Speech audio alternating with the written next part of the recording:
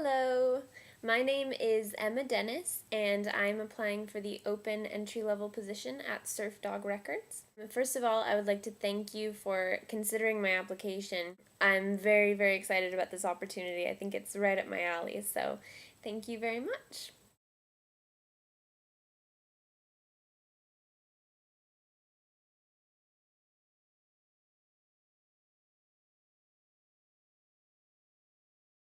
I've been listening to The Burning of Rome, which is a San Diego band that I've just discovered. Marissa Nadler, she's incredible. Leonard Cohen, Michael Berg, Gogo Bordello, Jeff Buckley. I've also been listening to The Replacements lately. Cold War Kids, I really like Robbers and Cowards. I do love a lot of Britpop. The Libertines, I love their romanticized view of England.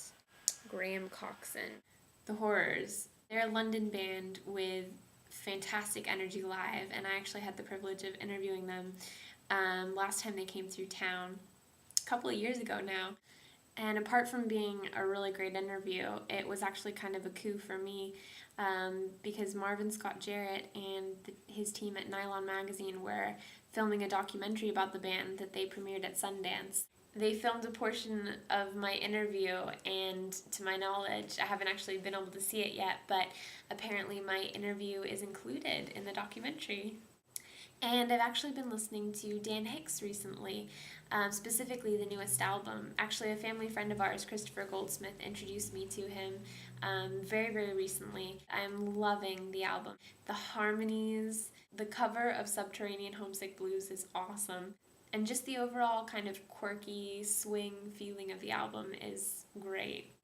I know a couple of bands that have taken a limited number of EPs with them out on tour, and they've packaged them in very plain paper packaging, and then they've hand painted each one. I think this is a really interesting idea and quite brilliant, really.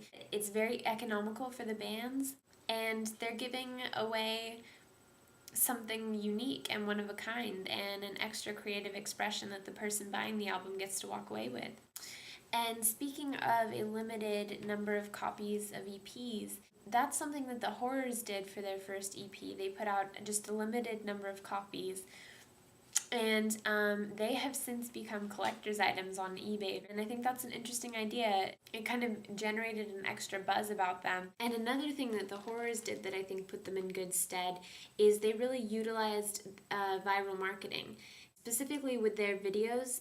The videos were very creative and interesting and quirky, and they posted them on YouTube and really kind of got the word out about them that way. The Arctic Monkeys have a similar story. They created a buzz by allowing listeners to download their music for free from MySpace, and they exploded into mainstream music. And they were very successful through their use of MySpace and viral marketing via the internet. I think the use of digital marketing and viral marketing and the internet is very important in today's music industry. It is definitely where it's at. I'm still amazed. I write for an online music magazine, and it's such an amazing concept to me that someone can jet over to our site, read about a band they've never heard about, type the band name into Google, and be instantly connected to their music. Just like that.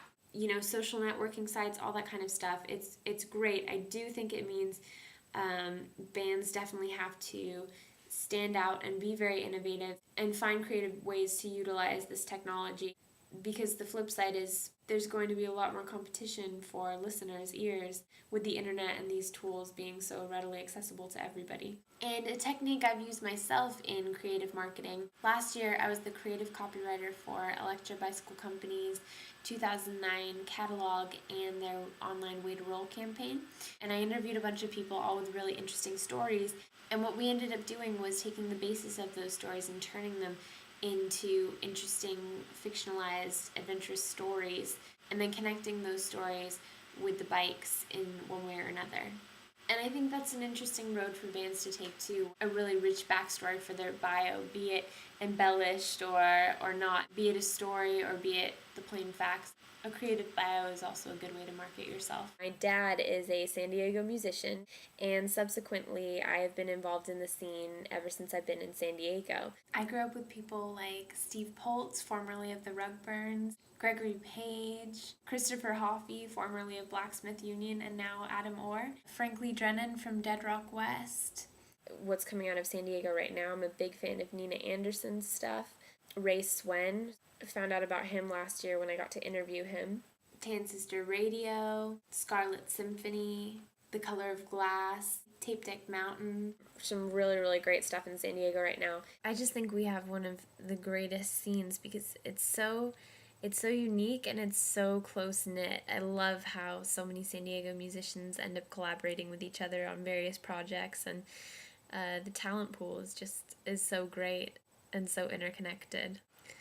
I act. I've actually just recently started acting. I'm in a play right now that actually closes tonight.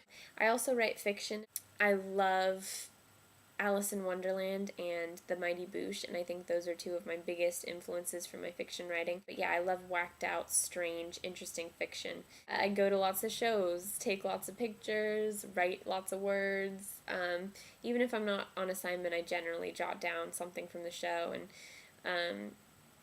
try and get interviews and listen to lots of new music. Music has shaped my life in strange and wonderful ways. The music bug, so to speak, has literally been with me all my life. I'm told that when I was born, Sunny Afternoon by the Kinks started playing on the hospital radio. I like to say that that's where my musical journey started and what began this lifelong passion and obsession. After that, as a child, it was a long stint of being obsessed with Woody Guthrie and Ocean Color Scene and Bob Dylan. And then I can distinctly remember the moment when I became aware of how much a piece of music could mean to me.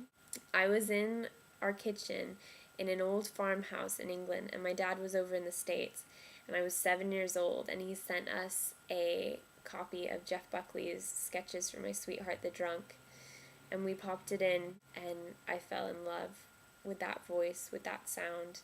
It's that magical hold that music can have over you when it hits you just right, that amazingly strong, emotional, beautiful feeling. I did an interview a few years ago with David J., formerly of Bauhaus and of Love and Rockets. He said something during the interview that will always stay with me. He summed it up perfectly. Music is a hotline to heaven. Couldn't put it any better than that. I'm lucky enough to have found my passion in life, and I found it within the music industry. And I think that adds to my drive and my ambition and my thirst to keep learning and learning from everybody I can and every circumstance that I find myself in. And I've definitely also found my place within the music industry in as much as I like being a part of the team that's getting the word out about new music rather than being the new music. I like being on this side of things. I think it's definitely where my skills are, and I absolutely love it. I've been fortunate enough to hear quite a bit about Surfdog. I feel that you guys really pick your artists carefully. The diversity and the talent and the skill you guys bring, I would love to be a part of that. I thrive in a team environment. I love being a part of a team, and especially one that is doing something that they truly believe in. Long hours, tight deadlines, I am up for all of it.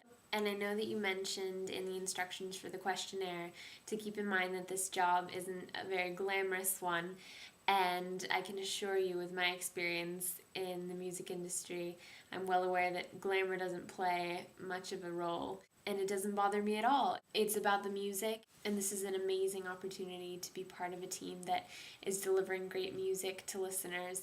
And I'd rather do the grunt work and work extra hard for something as important as that than to worry about glamour. Thank you so much for this opportunity and for reviewing my resume and my video, and I do hope to hear from you soon.